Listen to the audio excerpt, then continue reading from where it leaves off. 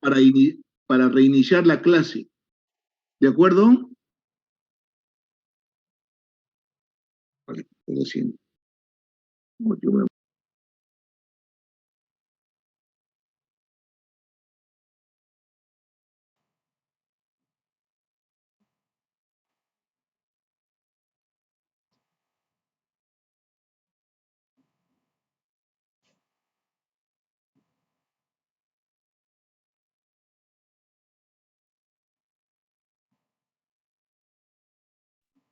Buenas tardes, ¿estamos escuchando a todos ahí? Sí, Hola, se escucha. muy bien, entonces vamos a iniciar la clase.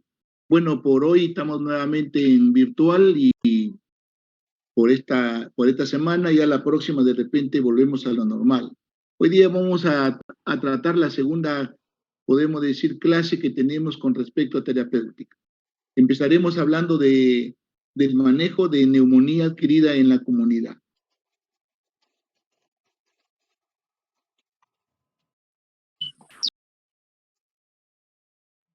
Es interesante tratar de ver esta estadística de los 10 principales causas de muerte en los países.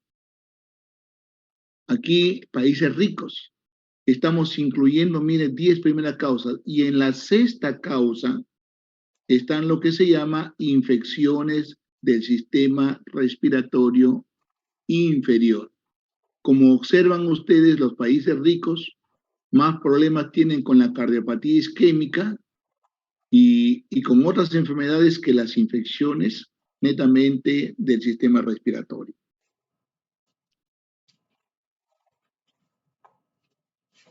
Luego tenemos en los de bajos recursos.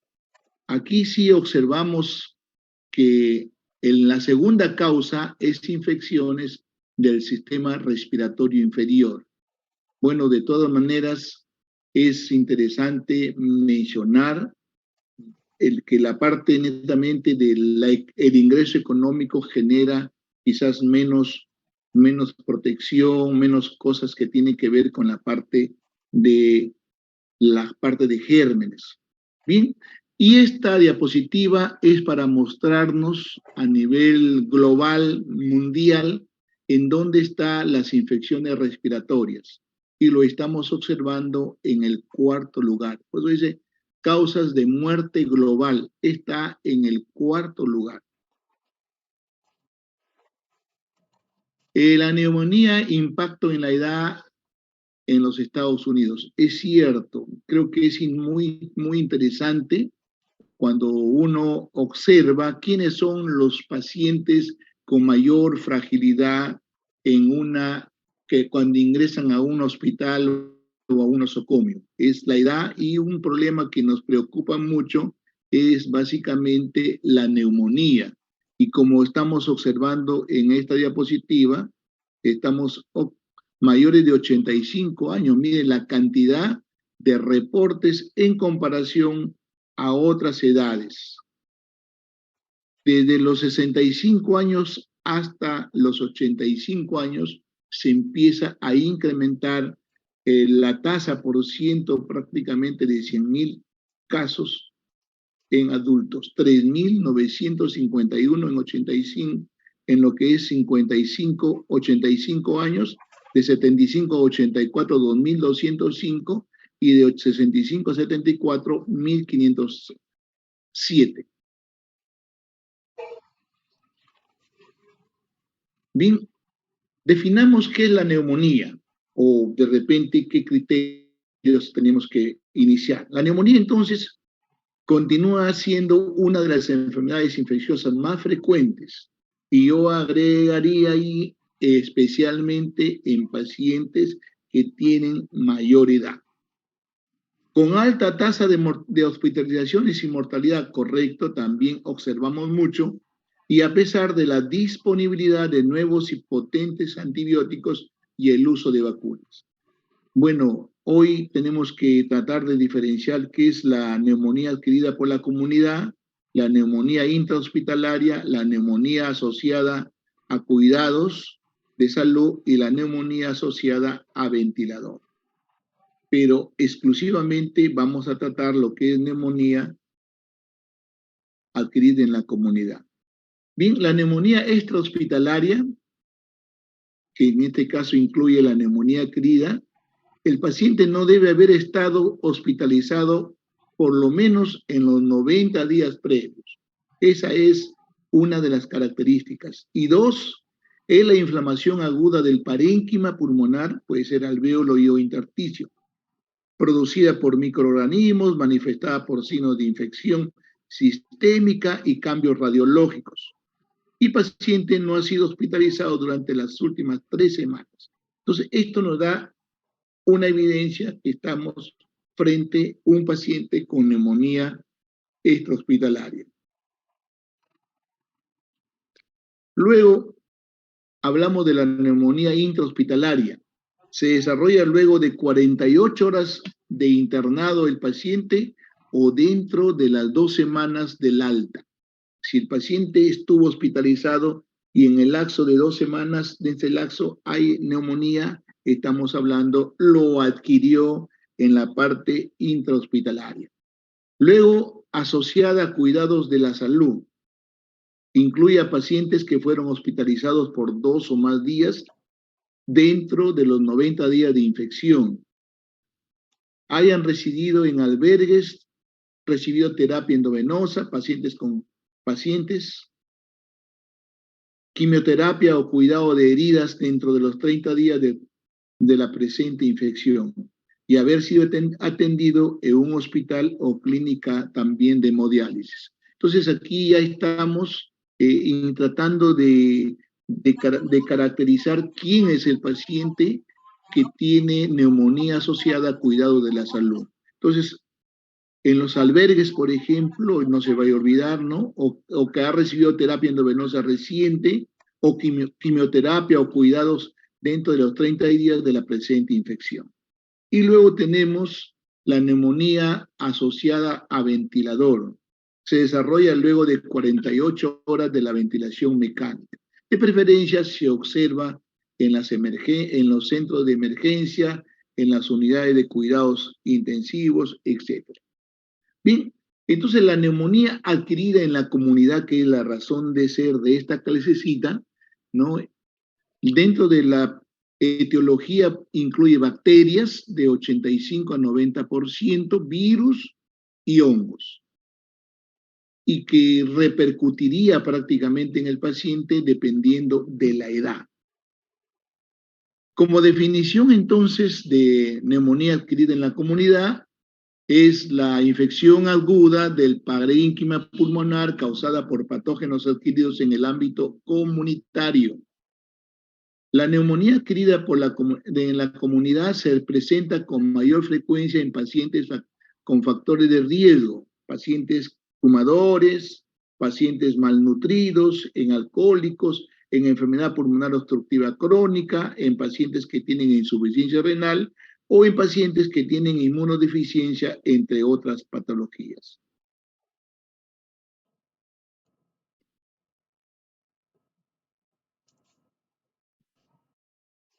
Bien, los mecanismos fisiopatológicos puede ser por inhalación o aspiración de microorganismos patógenos, por diseminación hematógena, por continuidad o por inoculación directa del microorganismo. Casi con frecuencia se ve por inhalación o aspiración de microorganismos patógenos. A veces, por eso es que pedimos siempre que los pacientes que tienen alguna patología respiratoria estén un poco aislados para que de esa manera los pacientes que están cercanos no se infecten, y especialmente aquellos que tienen mayores factores de riesgo como los diabéticos, de repente los pacientes que tienen alguna falla renal, etc. Bien, esta es una diapositiva para mostrar un alvéolo donde vemos la primera parte, la parte de un lado, ¿no? Está limpio de cualquier proceso infeccioso, pero luego tenemos acá en el lado contrario el arribo o la llegada de un patógeno al espacio alveolar, que en este caso es un Streptococcus pneumoniae, y luego viene la multiplicación de la patogenia no controlada, comienza a producirse. Luego viene la producción local de citoquinas por los macrófagos, que finalmente van a generar todo un cuadro inflamatorio. Luego viene el reclutamiento de neutrófilos al espacio, introducción de citoquinas a la circulación sistémica. Y 5, la generación de exudado. Todo esto genera, y esto se veía mucho en casos básicamente de lo que estamos hablando de neumonías. En este caso se vio muchísimo en la neumonía por COVID, ¿no? Pero de todas maneras, esto estamos hablando de una neumonía de básicamente actividad en la comunidad diferente al COVID. Bien, la etiología ya lo hemos hablado de lo que mencionamos, Streptococcus pneumoniae, de 50-60%, lemófilos, influenza, el estafilococo aureus o el Mycoplasma catarrhalis. Por eso que encontramos acá bacterias, hongos, virus, protozoos, etc. Luego el cuadro clínico típico de neumonía, fiebre 90-100%, malestar general 90%, tos 90%, con expectoración purulenta 66%, con hemoptisis 15%, con dinia 66% y dolor pleurítico 50%. No suelen tener manifestaciones extrapulmonares, todo está relacionado a la parte pulmonar. Otro parámetro importante es la taquimia, 45-70%, taquicardia, intensificación del frémito, matidez a la percusión, estertores crepitantes, soplo tubárico, egofonía o pectoriloquia, 33%, frote pleural. Prácticamente, como ya están en quinto, están evaluando, están auscultando a los pacientes y básicamente una de las cosas que ustedes ven siempre, los estertores crepitantes, y o soplo tubárico, etc. La matidez de la percusión.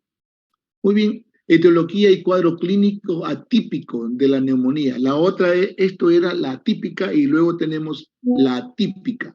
Y miren, las causales son diferentes, legionela, micoplasma, neumonía, clamidia, virus respiratorios, influenza, adenovirus, bocavirus, etc. Cuadro clínico, una presentación subaguda, fiebre, cefalea, mialgias, artralgias, tos seca, náuseas y vómitos, campos pulmonares sin ruidos agregados, algunos crepitantes quizás y sibilantes, más manifestaciones extrapulmonares, esplenomegalia, etcétera, hepatitis, por ejemplo, anemia hemolítica, autoinmunitaria, por crioaglutininas, eritema, etcétera.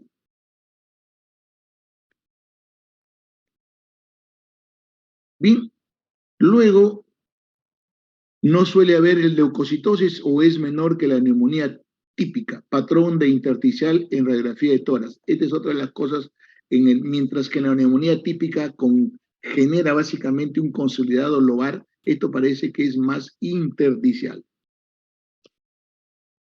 Bien, entonces la sintomatología de una neumonía, tenemos primero la típica y la atípica. La etiología es con frecuencia en neumonía típica el neumococo y en la neumonía típica el micoplasma, la legionela, la clamidia, etc. Las manifestaciones clínicas, inicio brusco, fiebre elevada, escalofríos, tos productiva, crepitantes, soplo tubárico, dolor pleurítico. Mientras que en el atípico, inicio insidioso, tos seca, manifestaciones netamente somáticas, dolores del tórax, del pecho, del cuerpo, cefaleas, dolor retroesternal. Y las características radiológicas, en la neumonía hablamos de una condensación lobar que les hablé hace ratito, un broncograma aéreo, mientras que en la parte atípica una disociación clínica radiológica que abarca básicamente una evidencia intersticial, mientras que en la típica netamente una condensación lobar.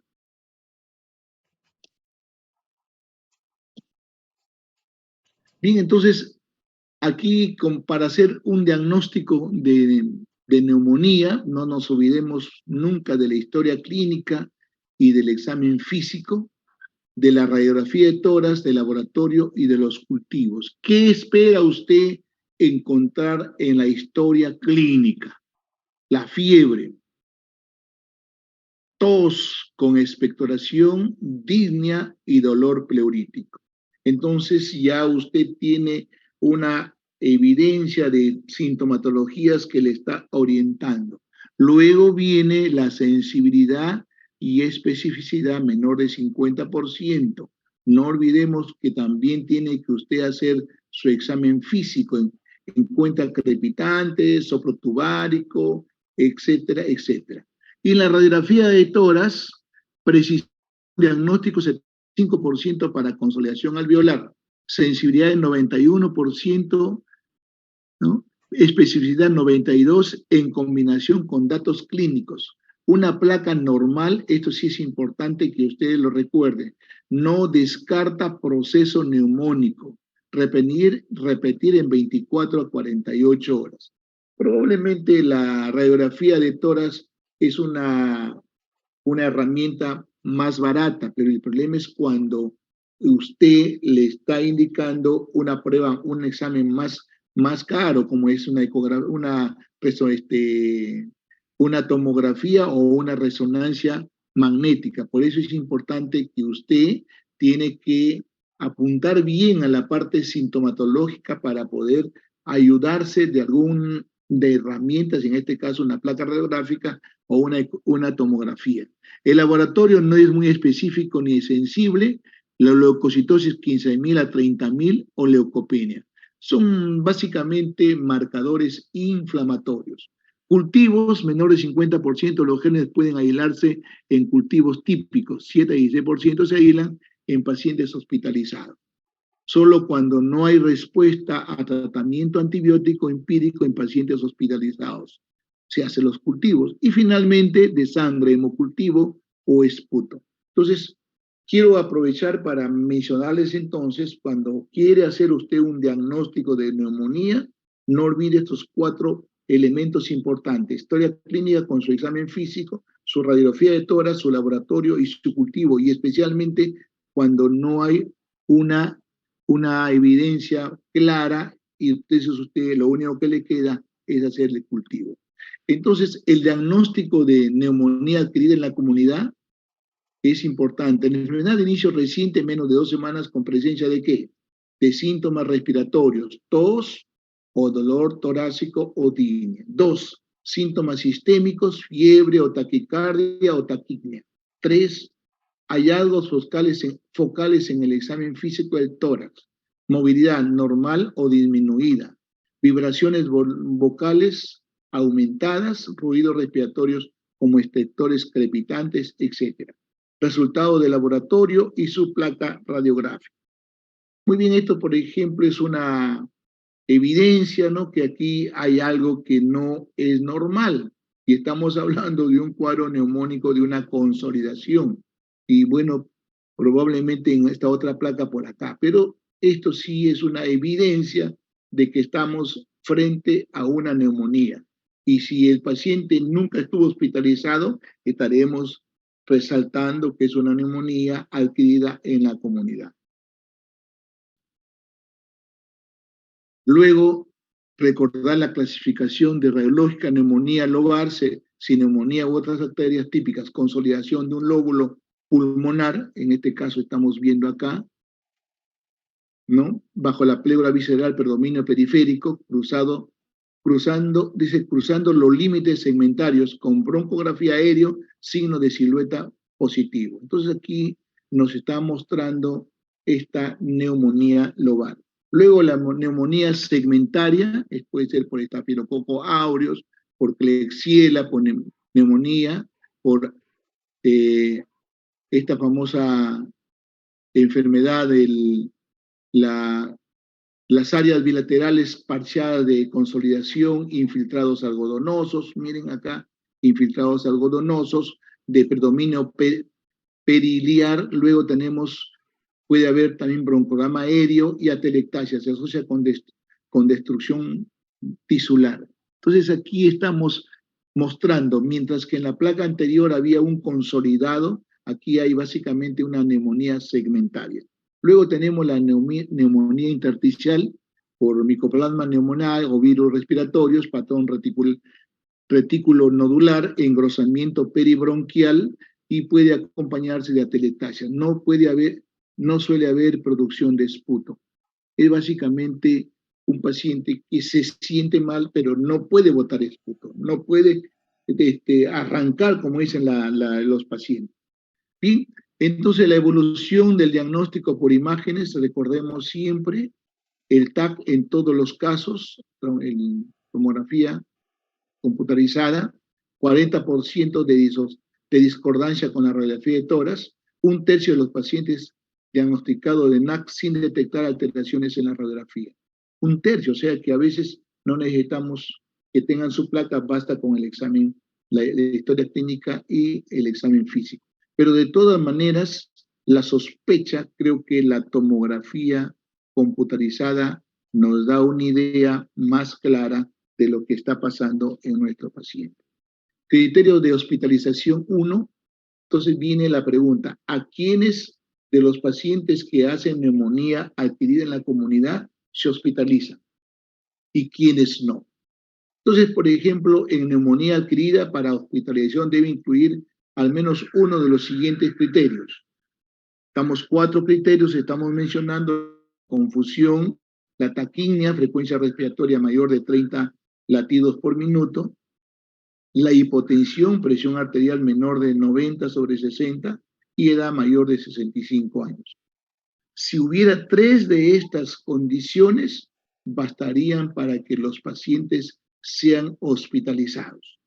Bueno, a veces la confusión es uno de ellos, porque los familiares ya mi papá no sé qué le pasa, ya no es el mismo, está confundido. Entonces luego otra de las cosas que puede ser, ¿no? La frecuencia respiratoria, está hiperventilando, o también mi papá tiene 80 años o 70 años, entonces son criterios que te van orientando a una hospitalización.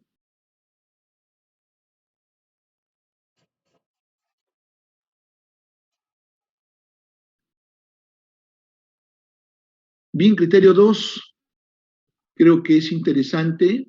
Para hospitalización debe cumplir al menos uno de los siguientes criterios. 5, entonces, comorbilidad significativa, neoplasia, por ejemplo, que el paciente tenga, insuficiencia cardíaca congestiva, desnutrición severa, postración crónica o dependencia física, insuficiencia renal crónica terminal, enfermedad hepática descompensada, etc. 6, intolerancia a la vía oral. Y 7, condiciones sociales desfavorables para la adherencia a la terapia oral, abandono social, alcoholismo, retardo mental, demencia, etc. Entonces, como estamos observando, estos son los criterios para que usted pueda indicar que se hospitalice.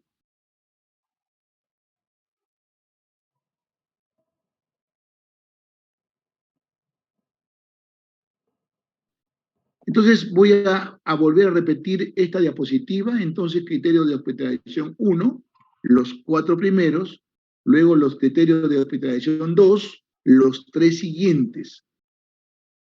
Al menos uno de los siguientes, dice, o sea, comorbilidades, intolerancia y condiciones sociales desfavorables.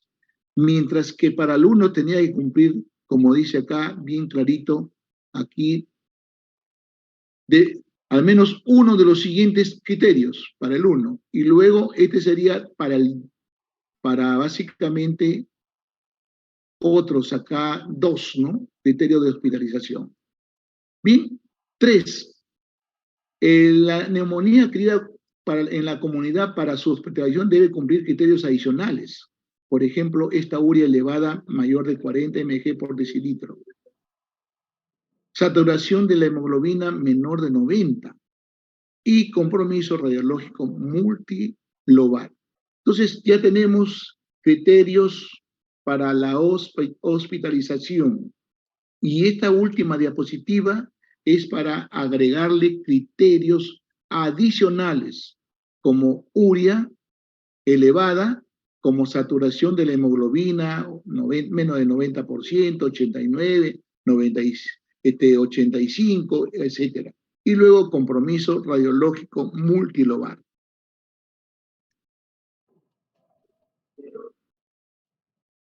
Criterio de ingreso a la unidad de cuidados intensivos.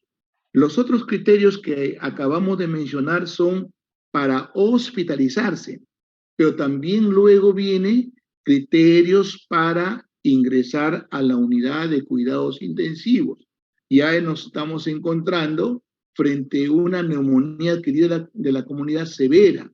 Criterios mayores, cualquiera de ellos: necesidad de ventilación mecánica, shock séptico o insuficiencia renal aguda.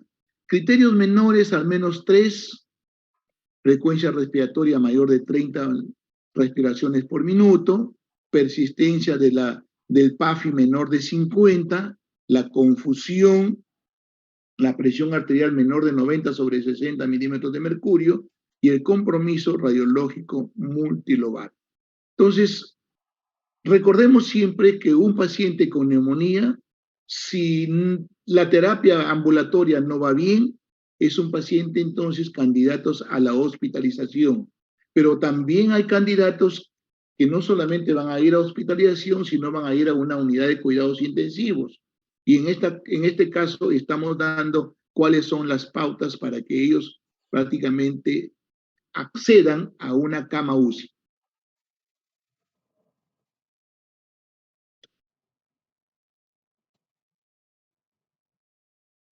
El tratamiento.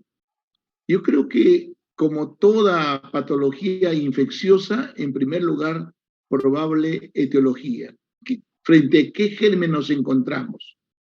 La segunda es la epidemiología, prevalencia de determinada etiología según el tipo de población y edad.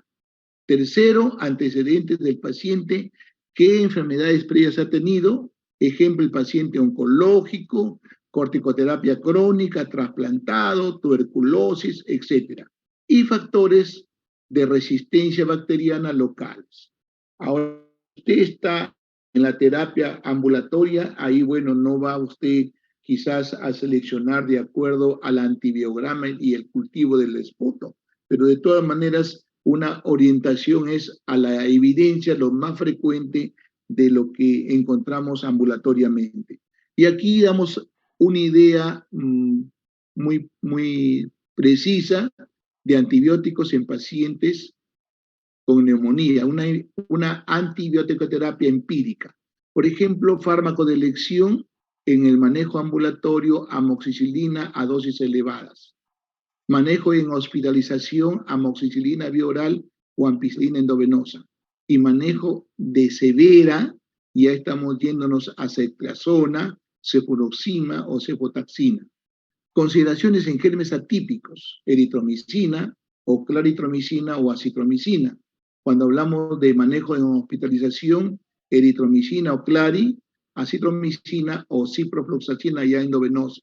Y cuando hablamos de severa, estamos hablando igual eritromicina, claritromicina, acitromicina o ciprofloxacina. Luego, alternativas en alergias a penicilinas, eritromicina y clari, o acitromicina y la doxiciclina, que es una tetraciclina. Luego también aquí en manejo en hospitalización podríamos usar la cefazolina, ¿no? Y en la parte de manejo severo, la moxifloxacino o levofloxacino. Ahora recordamos siempre que esta es una nueva quinolona muy selectiva para la vía aérea respiratoria, la vía aérea o básicamente problemas respiratorios altos. Otras consideraciones de neumonía aspirativa y alteraciones estructurales es la amoxicilina con clavulánico y clindamicina, porque estamos hablando de una neumonía aspirativa, a veces ya que vienen básicamente anaerobios y gram negativos. En alérgicos a cefalosporinas, considerar la moxifloxacina y el levofloxacina.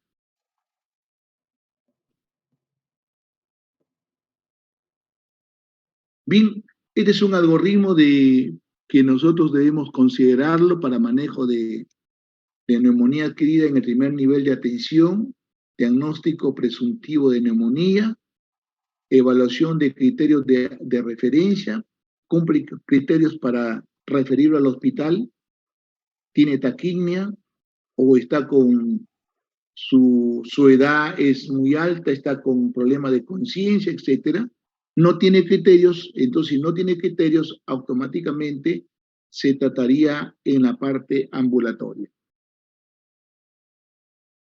Luego, diagnóstico probable de neumonía, evaluación de criterio de hospitalización, no cumple criterio de tratamiento ambulatorio, tiene criterio de hospitalización. Y aquí es interesante, no tiene criterios para UCI, pero sí para estar en el piso. Y luego tiene criterios para UCI.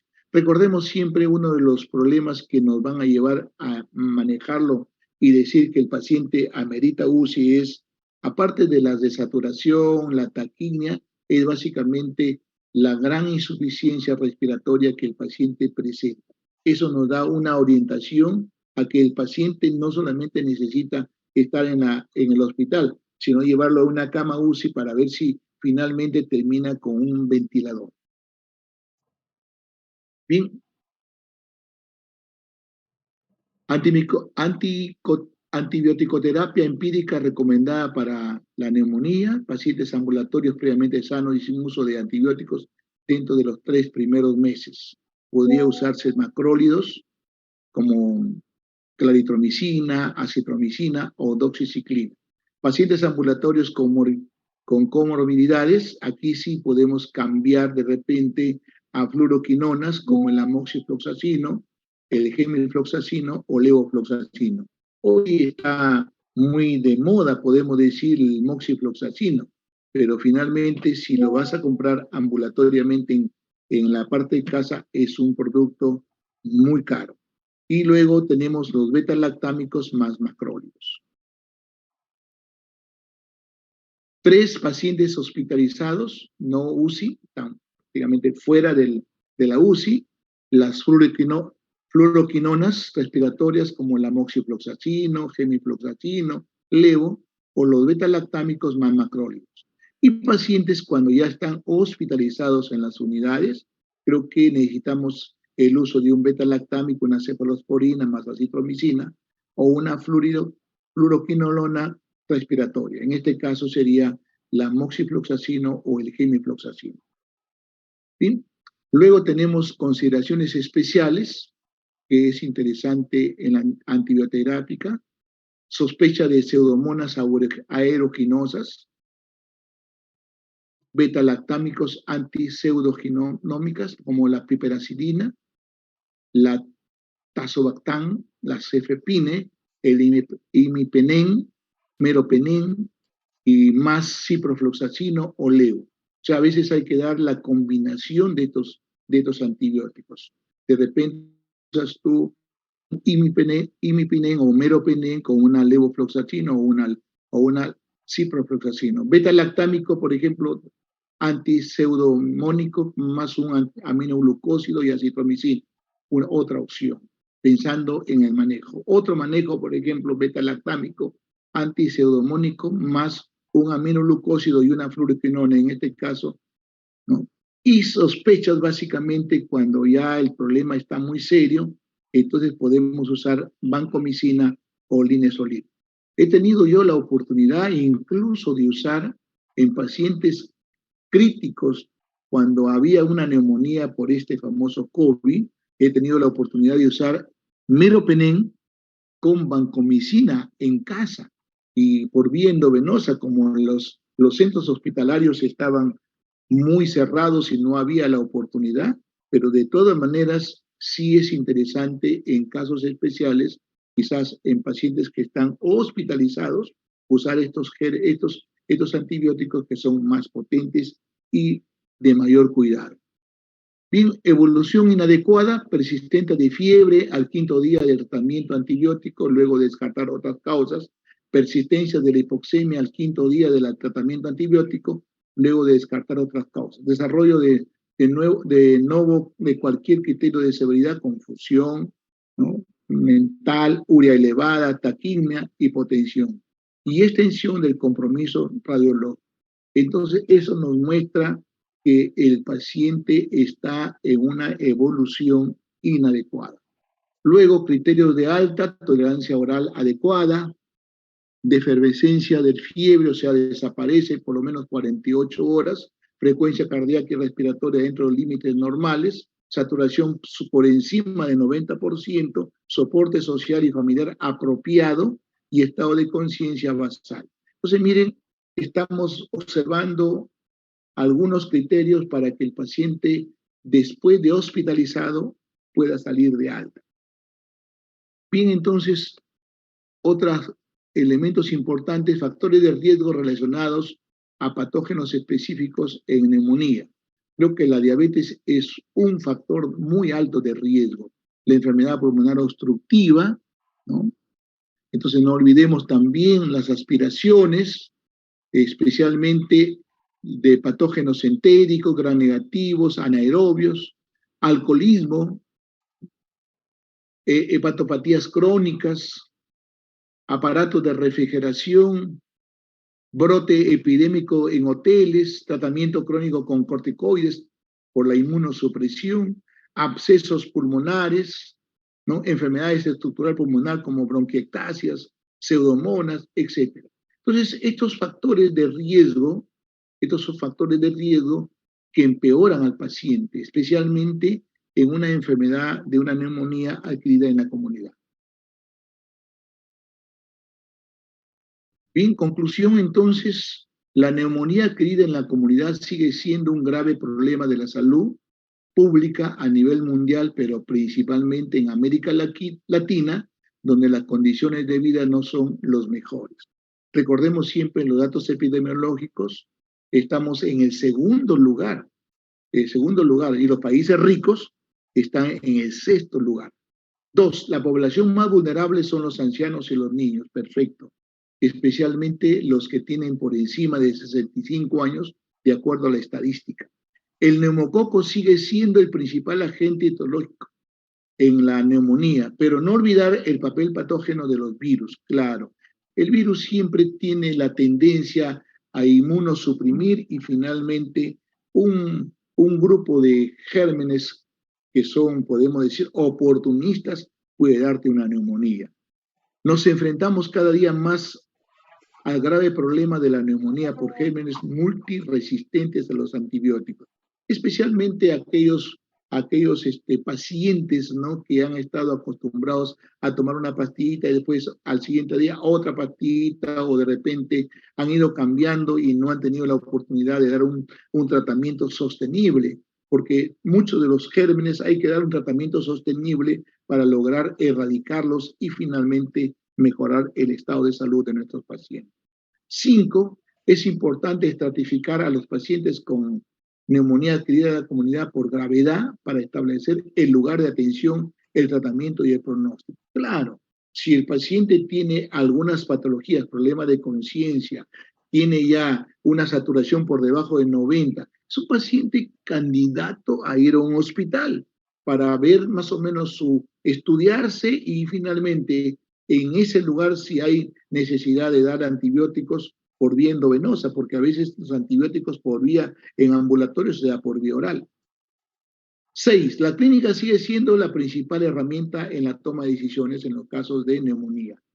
¿Qué clínica tiene su pacientito? Se han presentado algunos casos de conductas tanto diagnósticas como terapéuticas, según las guías referenciales de la actuales de la neumonía adquirida.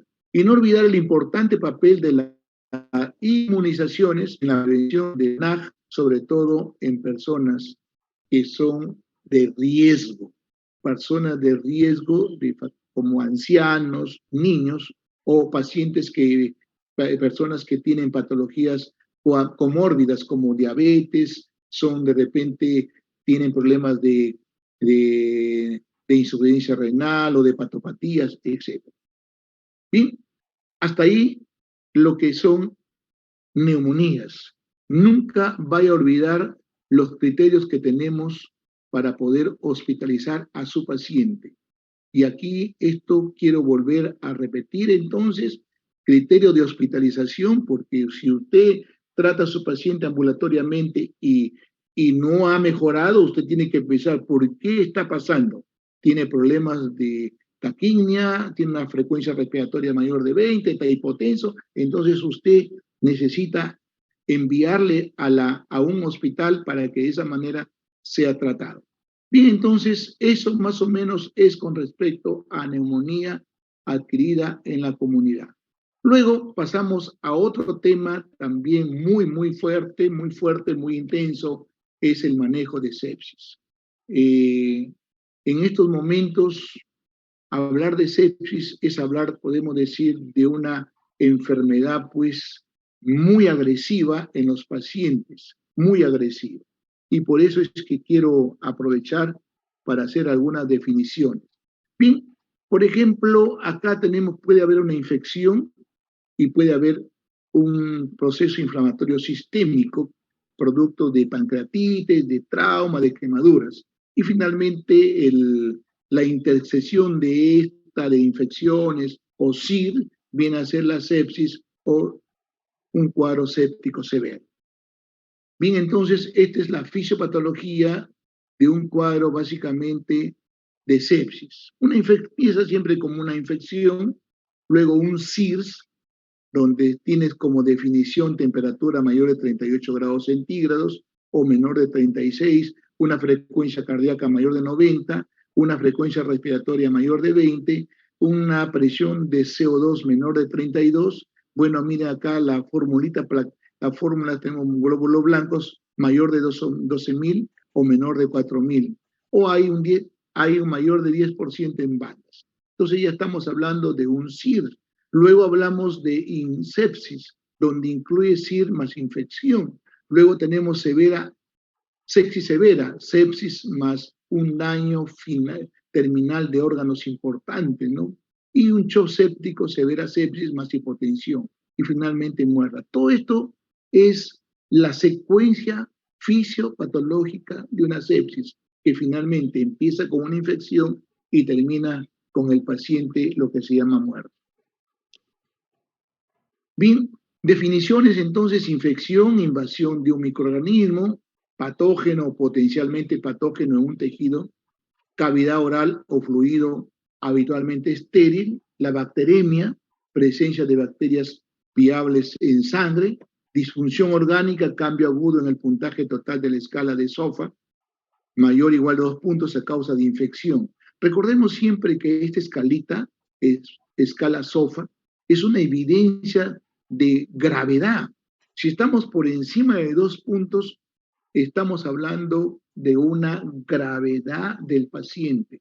Entonces, la invención de esta escala fue básicamente para poder definir frente a qué casos nos encontramos. En un caso muy delicado o un caso muy frágil, muy sencillo, podemos decir. Y luego, síndrome de respuesta inflamatoria sistémica, el famoso SIR, desórdenes autoinmunes, pancreatitis, vasculitis, tromboembolismo, quemaduras o cirugía te pueden llevar a este síndrome. 2 o más de los siguientes criterios, por ejemplo, la temperatura, la frecuencia cardíaca, la frecuencia respiratoria, los glóbulos blancos mayor de 12.000 o menor de 4.000, ¿no? O más de 10% de formas inmaduras. Como dice acá, cualquiera de 2 o más de los siguientes. Estamos hablando de estas evidencias o criterios. Luego, sepsis es un síndrome clínico de disfunción de órganos que amenazan la vida, causada por una respuesta inadecuada del huésped a la infección. 2 o más de los criterios de SIR con un foco infeccioso confirmado o sospechado. Temperatura, lo mismo, ya acabamos de hablar. Frecuencia cardíaca, la frecuencia respiratoria, la presión arterial de CO2 menor de 32 y los glóbulos blancos y también ya establecidos. Bien, luego la sepsis severa. Sepsis, al menos un signo de hipoperfusión o disfunción orgánica. Áreas de piel moteada. Hay quien nos debe llamar atención. Un paciente con sepsis, con piel moteada, llámese.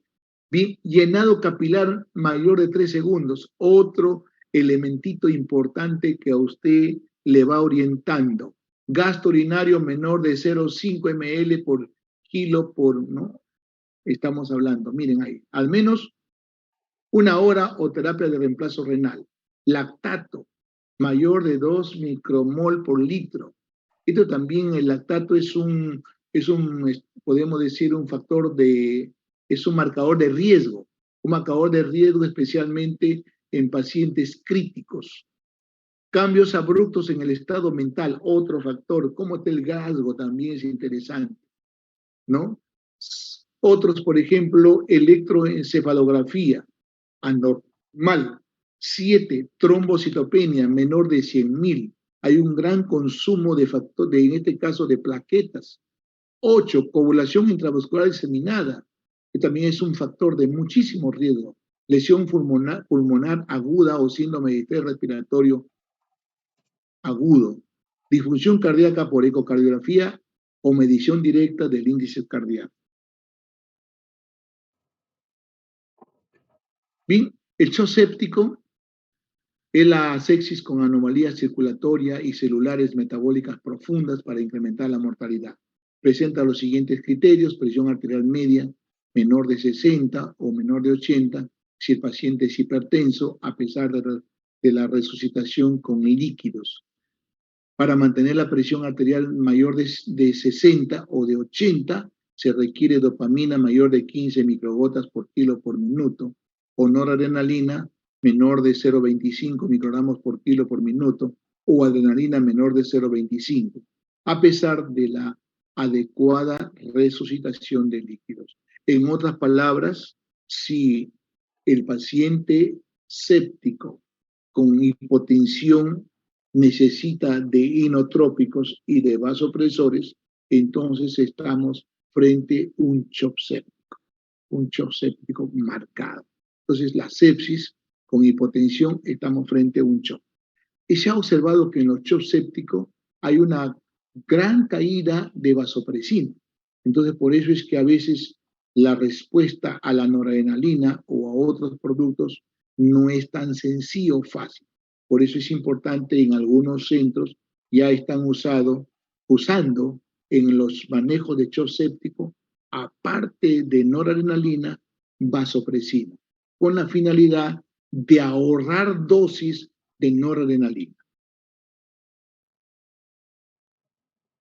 Bien, sepsis y etiología. Tenemos acá, por ejemplo, estamos hablando de pulmones 40%. La parte intraabdominal 30%. La parte urinaria 10%. Los tejidos blandos 5% y los catéteres 5%. Pero la parte pulmonar es la más alta, 40%. Y aquí tenemos básicamente la etiología. Está hablando de gram negativos 62%, gram positivos 37% y hongos 1%. Esto siempre de acuerdo a la etiología. Bueno, es netamente pulmonar o netamente abdominal. Entonces, nuestra orientación al manejo. Bien, este es un parámetro o una herramienta muy interesante que salió hace muchos años, la sepsis y el SOF.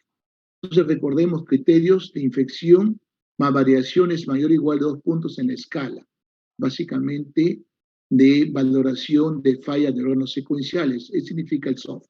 Si hablamos de una infección con criterios mayor o igual de 2 puntos, estamos hablando de un paciente de mayor riesgo y hay que tener mucho cuidado, sobre todo para el manejo. Y no es tan sencillo. Muchos de los pacientes que ingresan a las unidades de cuidados intensivos por shock séptico, les es difícil a veces manejar. No solamente hay que manejar antibióticos, hay que manejar la ventilación, hay que manejar las funciones de órganos importantes como renales, etc. Bien, aquí, por ejemplo, sepsis y SOFA, ¿no? Escala SOFA, como dice KIP SOFA, es una herramienta sencilla para detectar a pacientes con sospecha de infección con alto riesgo de malos resultados fuera de la UCI. Entonces aquí también debemos recordar esto. Y aquí tenemos, por ejemplo, ¿qué te valora este SOFA-Q? Te valora el Glasgow, alteraciones en el nivel de conciencia, te valora la parte hemodinámica que tiene que ver con la presión arterial y te valora la frecuencia respiratoria. Los tres criterios te van a indicar la gravedad del paciente. No es tan sencillo un paciente que tiene un SOFA menor de 2 que un paciente que tiene un SOFA mayor de 2. Y para mostrarles sospecha de infección, aquí siempre recordamos las manifestaciones, fiebre, síntomas de infección, tratamiento, etc. Bueno, tiene un SOFA mayor o igual de 2, evaluar disfunción de órganos, ¿no? Aquí estamos básicamente en este cuadrito muy interesante. Si SOFA es mayor de 2, estamos hablando de sepsis. Si tras adecuada reposición de líquidos, la presión está por debajo de 65 milímetros de mercurio, estamos hablando que el paciente está en shock séptico y necesita vasopresores. De preferencia, en estos momentos se está usando noradrenalina para mantener la presión arterial media por encima de 65. Y algo muy interesante también, recordar siempre la reposición adecuada de lípidos y también lo que sí necesitamos también mantener o tratar de, de mencionar es, si no hay respuesta a un vasopresor, tratar de acoplar 2 vasopresores.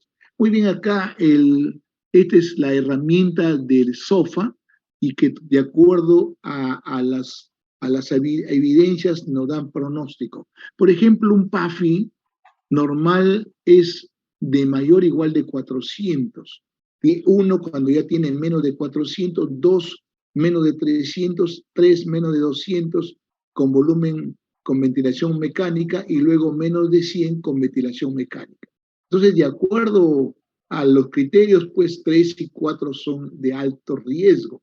Plaquetas, miren, menor de 150.000, menor de 100.000, pero de 50 y 20 aquí prácticamente estamos observando eso. Y luego tenemos acá estamos la bilirrubina. También es importante, este parámetro se valora, y aquí estamos hablando de 6 a 11 y mayor de 12. La presión arterial mayor de 70, menor de 70, ya estás usando dopamina o dobutamina, menor de 5 microgramos por kilo, y luego si ya tenemos el uso de adrenalina. Entonces estamos hablando en el 3 y el 4, los criterios son pacientes de altísimo riesgo.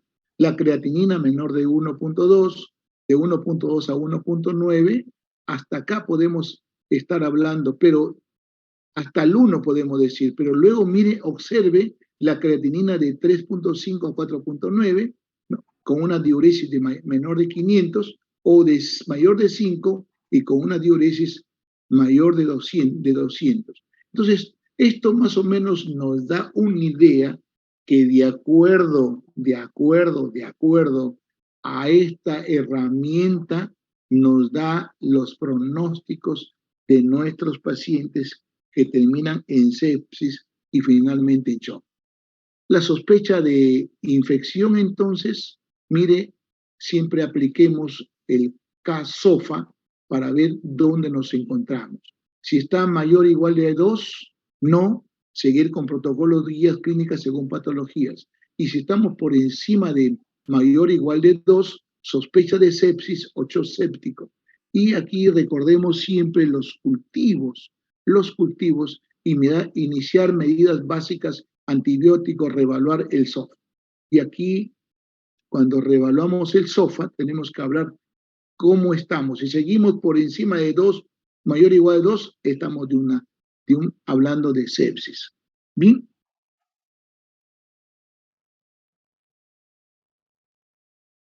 Tratamiento, entonces, necesitamos hablar de sepsis, de resucitación de fluidos, vasopresores y monitoreo. Fluidos, vasopresores y monitoreo. Tratamiento de la infección, identificación del foco. Si es un respiratorio, abdominal, etc. Los hemocultivos y otras.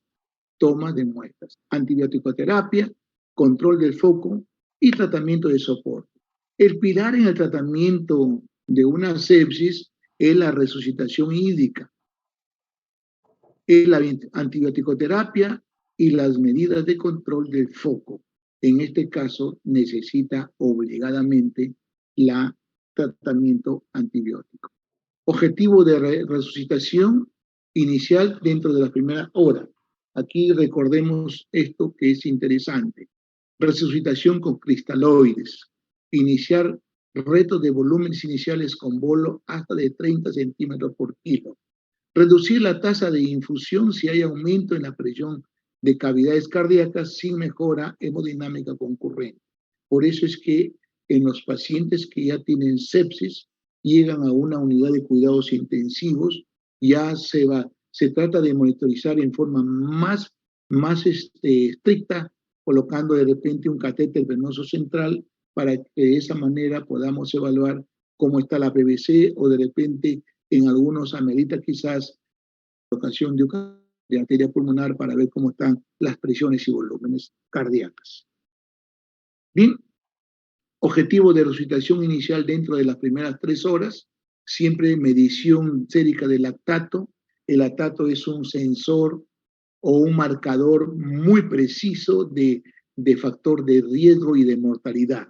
Iniciar antibiótico-terapia de amplio espectro, preferentemente dentro de la primera hora, y obtener al menos 2 hemocultivos previos al inicio del tratamiento si estos no implican un retraso mayor de 45 minutos. Entonces, a veces se prefiere iniciar el tratamiento y de repente en el tiempo ya usted hace su hemocultivo. Pero si se puede hacer un hemocultivo o un cultivo antes de empezar la antibiótico-terapia para no falsear, sería bueno. Aquí siempre concluyen si no implica un retraso mayor de 45 minutos. Luego, objetivos de resucitación inicial dentro de las 24 horas, la PVC. Para hablar de PVC es necesario colocar un catéter venoso central, que de preferencia se usa vena yugular o vena subclavia, y ahí estamos hablando de 8 a 12 milímetros de mercurio, la presión arterial media mayor o igual de 65, el gasto urinario mayor o igual de 0,5 ml kilo hora, la saturación de oxígeno venoso central o mixta de 70 o 65, el lactato debe estar por debajo de 4 milimol por litro. Esto es un buen parámetro o un buen, podemos decir, marcador si lo encontramos por debajo de 2, pero ya por encima de 4 o 5 es un mal pronóstico. En pacientes con lactato elevado, el objetivo es disminuir el lactato. Cada vez que usted ve lactato en un paciente crítico alto, su pronóstico es un poco reservado.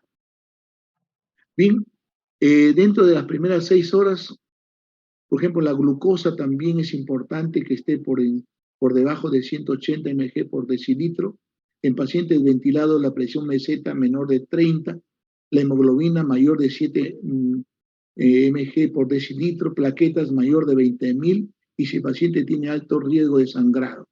Normalmente nosotros, por ejemplo, como anestesiólogos, preferimos unas plaquetas por encima de 70, 80.000, pero de todas maneras en los pacientes en unidades críticos, si es cierto, la sepsis lleva a un consumo de factores de coagulación y especialmente también de plaquetas. Entonces tenemos que tenerlo alto. Bien, luego detención de sistémica de sepsis y mejoras de rendimiento para detección rutinaria de pacientes gravemente enfermos y posiblemente infectados en busca de sepsis, para permitir la aplicación precoz del tratamiento de sepsis. Esfuerzos para mejorar el desempeño en sepsis grave en contextos hospitalizados.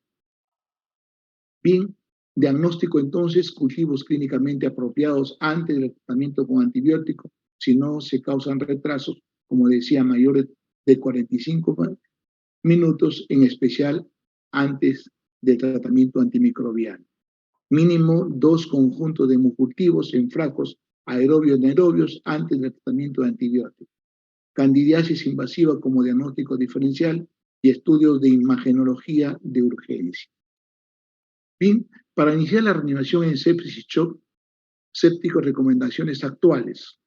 Para hospitales y sistemas de salud recomendamos utilizar programas de mejora de desempeño para sepsis, que incluye detección de sepsis para pacientes con enfermedades agudas y de alto riesgo y procedimientos operativos estándares para el tratamiento. Recomendamos no usar el Q-SOFA en comparación con SIRS o nuevos como herramienta de detención única para sepsis o shock séptico. El SOFA es una herramienta de criterio básicamente de lo que se llama pronóstico, pero la SIR viene a ser una respuesta inflamatoria sistémica producto de la infección. Para adultos con sospecha de sepsis sugerimos medir el lactato en sangre. Y como lo estamos viendo, este marcador es de bastante importancia que salió en 2021. Bien, sigamos. Para pacientes con hipoperfusión inducida por sepsis o shock séptico, sugerimos que se administre al menos 30 ml de líquido cristalóide intravenoso dentro de las primeras 3 horas de reanimación. Para adultos con sepsis o shock séptico, sugerimos usar medidas dinámicas para guiar la reanimación con líquido sobre el examen físico y parámetros estáticos solos. Para adultos con sepsis o shock, sugerimos orientar para disminuir el lactato. El lactato es el factor que los sociólogos o los emergenciólogos lo están siempre mirando. ¿Cómo está el lactato? No se preocupan a veces de la ventilación o cómo está el PAFI, pero sí del lactato. El lactato nos tiene así bastante preocupados, especialmente en pacientes con nivel elevado de lactato, en lugar de no usar lactato sérico. Bien, para adultos con shock séptico sugerimos usar el tiempo de llenado capilar para guiar la reanimación como complemento de otras medidas de perfusión. Para adultos con shock séptico que toman vasopresores recomendamos una presión arterial media, objetivo inicial de 65 sobre objetivos más altos. O sea, estar básicamente por encima de 75 milímetros de mercurio de presión arterial media es un buen parámetro, Bien, para adultos con posible shock o una alta probabilidad de sepsis, recomendamos administrar antimicrobianos inmediatamente, ideal dentro de 1 hora de reconocimiento. Para adultos con posible sepsis sin shock, sugerimos un curso de investigación rápida para tiempo limitado y si persiste la preocupación por la infección, la administración de antimicrobianos dentro de las 3 horas, desde el momento en que se reconoció la sepsis por primera vez. ¿Qué se recomienda siempre a un paciente con shock séptico? Usar cristaloides como el líquido de primera línea para la reanimación. Y para adultos con sepsis o shock, sugerimos usar cristaloides balanceados en lugar de solución salina para reanimación. Y para adultos con sepsis o shock, sugerimos usar albúmina en pacientes que recibieron grandes volúmenes de cristaloides. Como estamos observando según esta guía del 2021, ellos prefieren cristaloides a los líquidos, no prefieren poligelinos ni otros, sino cristaloides y finalmente albúmina. Bien, para adultos con sepsis o shock recomendamos no usar almidones. Mire, aquí recomendamos no almidones, no poligelinos para la reanimación. Y para adultos con sepsis y shock séptico sugerimos tampoco usar gelatinas para la reanimación. Entonces, como recomendación importante en el manejo de volumen de sepsis o shock séptico, es bueno usar cristaloides y finalmente albúmina en caso de que sea necesario. Bien. Ahora, para adultos con shock séptico recomendamos usar norepinefrina como agente de primera línea sobre otros vasopresores. Eso es lo que se está usando actualmente en unidades críticas como el Hospital Rebagliati, el Almenara. Casi la dopamina ha pasado a un segundo plano y especialmente a usarlo más en pediatría que en adultos. Pero la norepinefrina es la droga. Y aún le están acoplando porque lo hemos visto la oportunidad de usar vasopresina y en algunos momentos de hace unos par de años atrás hemos estado usando azul de metileno para aquellos pacientes con shock séptico que no respondían a la norepinefrina. Para adultos con shock séptico y niveles inadecuados de presión arterial media, a pesar de norepinefrina sugerimos agregar, por eso acá decía vasopresina, en lugar de aumentar la dosis de norepinefrina. ¿Qué se ha observado en estos pacientes de shock séptico? Que la vasopresina se reduce muchísimo en estos pacientes. Y si mejoramos la vasopresina, ya no necesitamos aumentar la dosis de norepinefrina. ¿Qué más? Manejo hemodinámico, recomendaciones actuales para adultos con shock, niveles inadecuados de presión, a pesar de la norepinefrina, vasopresina, sugerimos agregar epinefrina. Si ya no mejora con norepinefrina y vasopresina, debemos agregar epinefrina o adrenalina endovenosa. Para adultos con shock, sugerimos no usar terlipresina. Parece que no es una medida, todavía no está muy probado el uso beneficioso de este vasopresor que no es catecolamina. Bien, para adultos con shock séptico y disfunción cardíaca con hipoperfusión persistente, a pesar de un estado de volumen y de presión arterial adecuado, sugerimos agregar dobutamina a la norepinefrina o usar epinefrina sola. Para adultos con shock séptico y disfunción cardíaca con hipoperfusión, aquí sí, a pesar de un efecto del volumen y presión arterial, sugerimos no usar levosimendan. Yo creo que el levosimendan es un buen producto, pero para pacientes que tienen falla cardíaca, producto de repente de infartos o de otras patologías, pero no de tipo séptico. Porque además de producir vasoplejía, entonces va a empeorar la hipotensión. Para los adultos con shock séptico sugerimos la monitorización invasiva de la presión arterial sobre la monitorización no invasiva, tan pronto como sea posible y si hay recursos disponibles. Entonces estamos tratando de quedar clarísimo. El monitoreo netamente en un paciente séptico, shock séptico, debe ser invasivo. Y debe ser invasivo significa colocación de un catéter venoso central y de una línea arterial para que de esa manera tengamos la parte hemodinámica más precisa. Y bueno, recordar siempre los criterios que estamos mencionando en este manejo hemodinámico. Terapias adicionales recomendadas actuales para adultos con shock séptico y requerimiento continuo de terapia vasopresora, sugerimos el uso de corticoides endovenosos. No olvidemos que en algo nos ayuda los corticoides. Para adultos con sepsis o shock séptico recomendamos iniciar terapia con insulina a un nivel de glucosa mayor de 180 mg por decilitro. Entonces, paciente que tiene mucha hiperglicemia es un paciente de riesgo. Y para adultos con sepsis shock sugerimos no usar vitamina C. Entonces, para darles una idea más o menos, no poligelinos, no albúmina, no levosimendan, no vitamina C. Entonces, esas recomendaciones tenemos que tener clarísimo. Ahora, si tienes que usar un vasopresor, empieza con noradrenalina. Empieza también de repente con vasopresina, pero no con otros productos. Bien, para adultos con shock séptico y acidemia láctica, o sea, hasta con aumento de lactato, no usar la terapia con bicarbonato de sodio para mejorar la hemodinamia o reducir los requerimientos de vasopresores. Para adultos con shock séptico y acidemia metabólica severa y daño renal agudo, sugerimos usar terapia con bicarbonato de sodio. Aquí sí recomienda clarísimo. Bien, como una conclusión, podemos decir la sepsis supone una de las causas más frecuentes de ingreso en las unidades de cuidados intensivos y su incidencia está en aumento principalmente por el envejecimiento de la población. Entonces no nos olvidemos esta partecita. La detección temprana de la sepsis junto a la administración adecuada de antibióticos es el factor más importante para reducir la mortalidad de los pacientes. Existe controversia en cuanto al manejo de fluidos en la reanimación inicial del paciente séptico.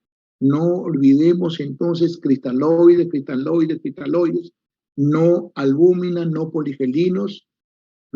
Si hay necesidad de usar de repente un expansor, sería la albúmina. pero nada más. La noradrenalina es el vasopresor de elección en el paciente séptico. Ya no estamos hablando de dopamina, sino de noradrenalina. Y si el paciente no hay respuesta, vamos a ver si nos vamos el apoyo de la vasopresina. Es importante identificar precozmente el foco de infección y en el caso de que sea posible, controlar dicho foco. Sabemos que la parte pulmonar es la más frecuente y la abdominal en segundo lugar, tratar en lo posible los gérmenes más frecuentes que son de vía pulmonar.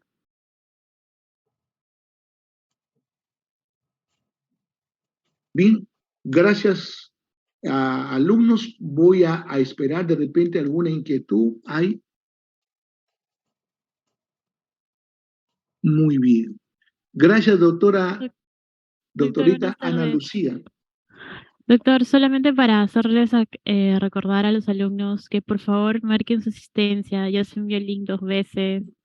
Marcan su asistencia, tienen 5 minutos máximo para terminar de marcar su asistencia. Después no digan que no les avisaron. Por favor. La delegada me dijo si íbamos a grabar la clase ahora que va a ser en Zoom, ¿no? Y bueno, en Zoom sí podemos grabar la clase, ¿no? Pero las clases son presenciales normalmente.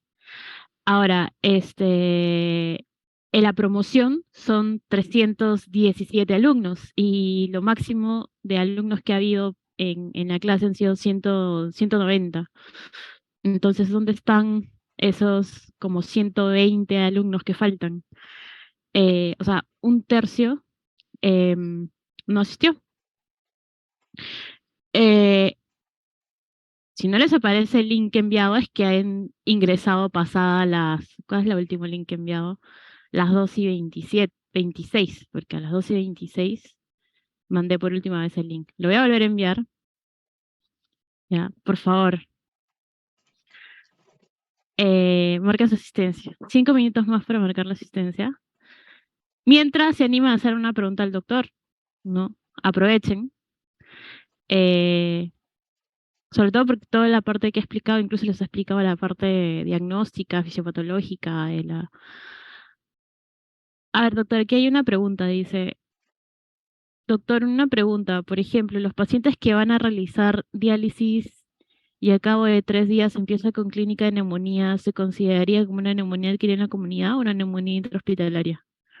Bueno, yo creo que ya sería intrahospitalaria, porque él lo adquirió en la hemodiálisis.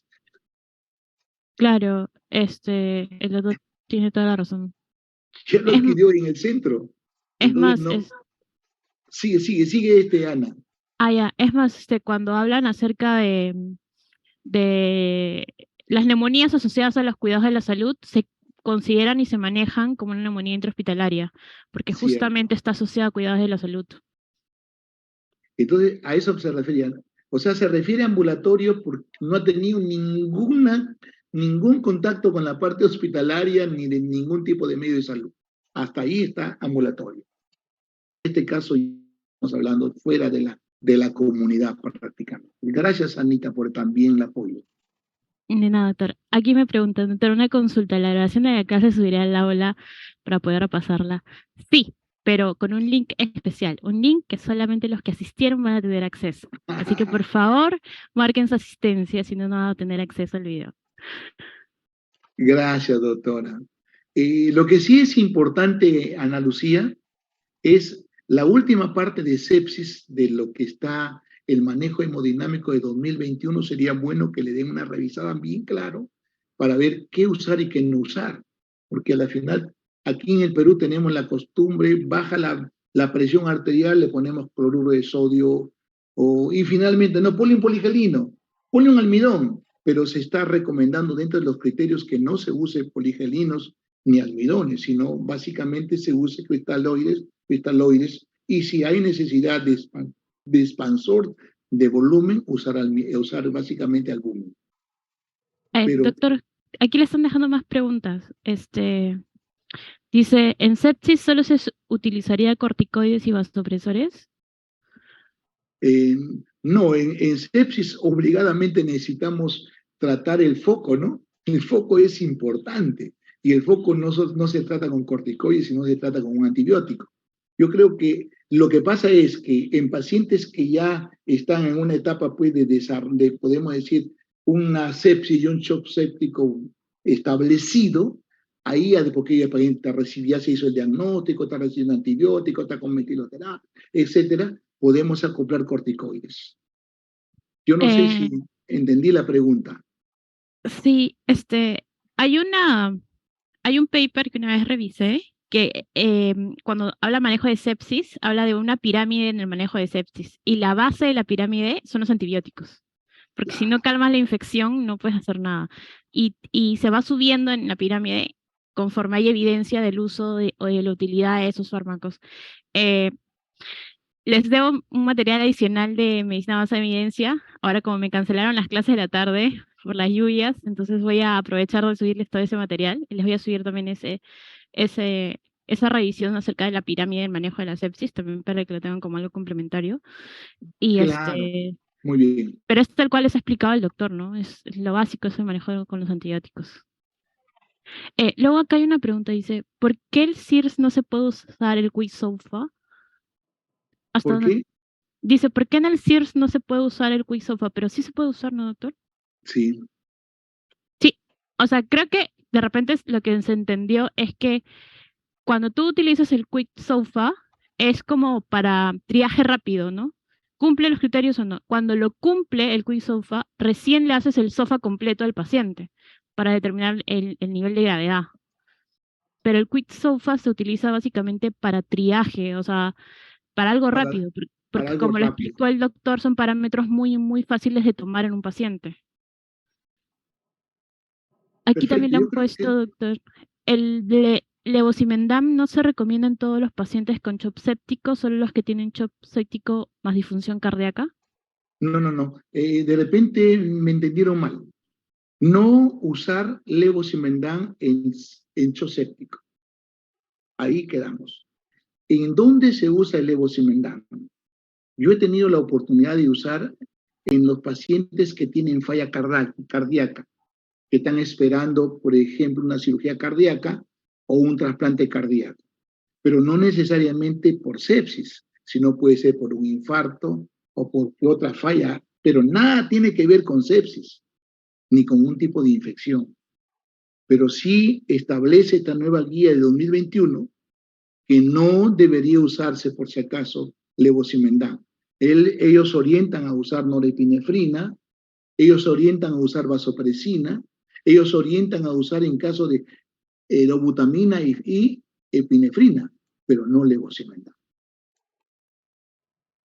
Ya, doctor, gracias. Y la última, doctor, que está acá, dice, doctor, ¿por qué cristaloides y no coloides en fluidoterapia? De todas maneras, estaba revisando esa parte porque finalmente los coloides o los poligelinos, ¿no? Son expansores, pero se trata en lo posible, de no agregar quizás algún factor más que, que me oculte alguna oportunidad, en este caso, del mejor manejo. ¿Qué es más fácil, qué es más fácil eliminar en relación a cuando hay una sobrecarga de líquidos? Es el cristaloide, porque solo el 33% del volumen se queda en el plasma, el resto desaparece, mientras que el poligelino tiene mayor persistencia en sangre. Y por eso, si hay una sobrecarga y el paciente se me descompensa, entonces, ¿cómo lo saco al poligelino? ¿Cómo le saco de repente al almidón? Entonces, es por duración de la terapia. Por eso le decía, cristaloide siempre mencionan, y cristaloide, y si hubiera la necesidad de un expansor, le podría dar albúmina, pero no poligelinos, ni otros productos que estén mucho tiempo en sangre. Yo no he encontrado así una cosa precisa, pero eso más o menos como criterio lo he sacado yo del manejo ya de líquidos en pacientes clínicos. Ya, muchas gracias, doctor. Igual sobre cristaloides y coloides, hay muchos artículos de revisión que comparan los beneficios de unos y otros, como dice el doctor. Este, hay mucha evidencia que dice que sería lo mismo, otros que no, pero la evidencia actual, hasta donde yo he podido revisar, básicamente es un costo-beneficio en el sentido de que van a funcionar muy parecidos y los cristaloides son los más baratos, son los más económicos, son los más asequibles de que tengas en todas las emergencias, ¿no? Y, y lo otro es que también, si la mayoría de shock sépticos cursan con hipovolemia, los cristaloides van a hacer un mejor efecto. O sea, es mínima la preferencia, pero de todas maneras, por varios aspectos, se prefiere a los cristaloides. Bien, solo agregar un poquito más. La sociedad americana no acepta expansores tipo poligelinos, tipo estelmidones. O sea, dentro de su parámetro está establecido cristaloides. Y si ya que necesitas algo más para expandir, aparte de la albúmina puedes usar ya componentes netamente sanguíneos. Pero si no, solo cristaloides. Tanto para pacientes críticos como para no críticos, ¿no?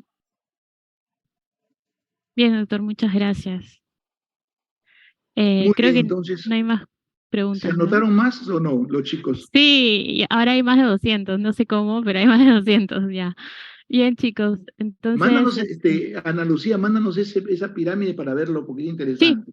sí, se lo voy a mandar, doctor, y lo voy a subir al aula para que lo tengan y ya nos vemos la próxima semana en presencial. Ya Creo presencial, ya, que los ¿no? voy a hacer marcar siempre asistencia y voy a Ok, grabar la clase solo para los que asistan. ya, Ya, doctor, te, hasta luego. te Nos vemos la envío, próxima chao. semana. Ya, chao. Muchas gracias, doctor. Gracias, doctor. Igualmente, Y nos doctor, gracias. despedimos entonces, doctor, alumnos, hasta el próximo miércoles. Esperemos que todavía nuestra facultad de medicina esté ahí en su lugar, ¿no? ¿Habrá alguna quebrada por ahí? No hay, creo, ¿no? No sé, doctor, pero me da pena los señores de mantenimiento porque prácticamente están baldeando sacando todo el agua de Sí, las escaleras, los pobres señores ahí. No, sí. sí es Ya, cierto. Ya Gracias. en la tarde empieza a llover fuerte. Entonces nos despedimos hasta el próximo miércoles. Chao, Ana Lucía, bendiciones. hasta luego, doctor.